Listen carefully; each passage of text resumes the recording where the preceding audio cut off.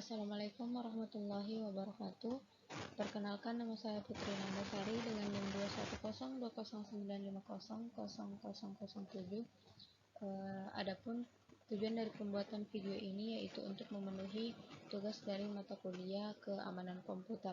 Di sini saya akan menjelaskan sedikit mengenai enkripsi dan dekripsi. Jadi apa itu enkripsi?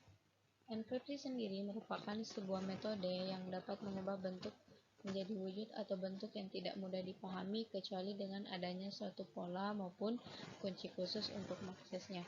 Jadi enkripsi ini digunakan untuk mengamankan data atau file kita. Selanjutnya, apa itu dekripsi? Dekripsi adalah proses mengubah data yang tidak terbaca atau telah terenkripsi menjadi bentuk yang mudah dibaca. Dekripsi juga dapat dilakukan secara otomatis atau manual dengan menggunakan kata sandi atau password. Selama proses tersebut, sistem akan mengekstraknya dan mengubah menjadi teks dan gambar agar tidak hanya dipahami oleh pembaca saja, tetapi sistem juga dapat membacanya secara keseluruhan. Jadi dekripsi ini kebalikan dari enkripsi tadi. Jika enkripsi diubah untuk menyembunyikan data, nah dekripsi ini untuk mengubah dari data-data yang tidak dipahami dalam bentuk kode ini setelah dienkripsi kemudian diolah kembali agar mudah dipahami, seperti itu. Baik, selanjutnya kita akan membahas mengenai algoritma enkripsi. Jadi salah satu algoritma enkripsi yang paling banyak digunakan di dunia itu adalah algoritma DES. Nah, algoritma ini diadopsi oleh NIST atau National Institute of Standards and Technology sebagai standar pengolahan informasi federal AES.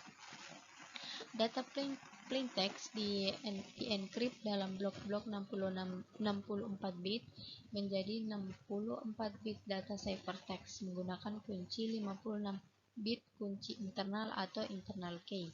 DES mentransformasikan input 64 bit dalam beberapa tahap enkripsi ke dalam output 64 bit. Dengan demikian, DES termasuk blok cipher dengan tahapan dan kunci yang sama. DES digunakan untuk membalik enkripsi kunci internal pada algoritma DES dibangkitkan dari kunci eksternal atau external key 64 bit. Nah, untuk alur dari proses enkripsi dengan algoritma DES ini dapat kita lihat pada gambar, di mana berawal dari blok plain text kemudian menjadi IP dan lalu masuk ke proses enciphering. Kemudian di sini selanjutnya ada proses IP-1, kemudian ada menjadi blok ciphertext.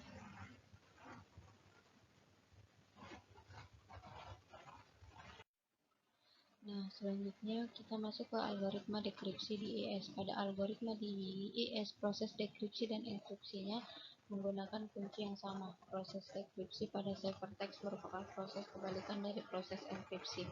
Jika pada proses enkripsi urutan kunci yang digunakan adalah K1, K2 sampai dengan K16, maka untuk proses dekripsi urutan kunci yang digunakan adalah K16, K15 hingga ke K1. Masukan awalnya adalah R16 dan L16 untuk deciphering, kemudian blok R16 dan L16 diperoleh dengan mempermutasikan ciphertext dan matriks permutasi IP-1.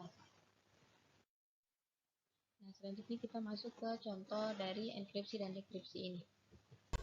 Baik, di sini saya akan menjelaskan mengenai salah satu contoh dari proses enkripsi dan dekripsi.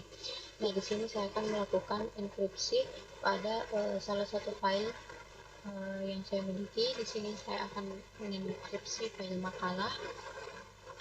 Nah, untuk mengenkripsi file ini, pertama-tama kita ubah dulu menjadi tipe file RAR. Nah, yang pertama kita di sini klik add to arsip. Nah, untuk proses enkripsinya kita tekan set password. Nah, di sini kita melakukan tentang pada encrypt file names, kemudian membuat password atau men-setting password yang akan digunakan pada proses enkripsi dan dekripsi ini.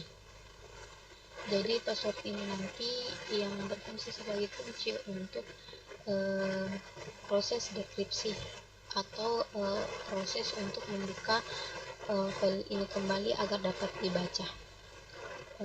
Misalnya di sini kita pasang password contohnya 111111. Nah, kemudian kita klik OK, kemudian klik OK kembali. Di sini untuk file yang makalah tadi sudah terenkripsi dalam bentuk WinRAR. Nah, untuk proses dekripsinya, di sini kita diminta untuk memasukkan password atau kunci yang tadi kita masukkan dalam proses enkripsi. Nah, kunci ini akan membantu kita dalam proses dekripsi agar file yang kita enkripsi tadi itu dapat dilihat kembali. Nah, langsung saja kita masukkan passwordnya.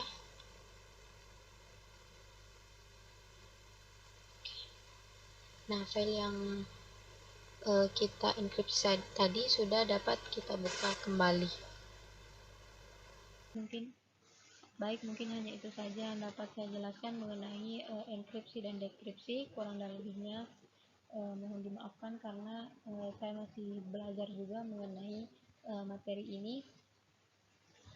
Terima kasih. Wassalamualaikum warahmatullahi wabarakatuh.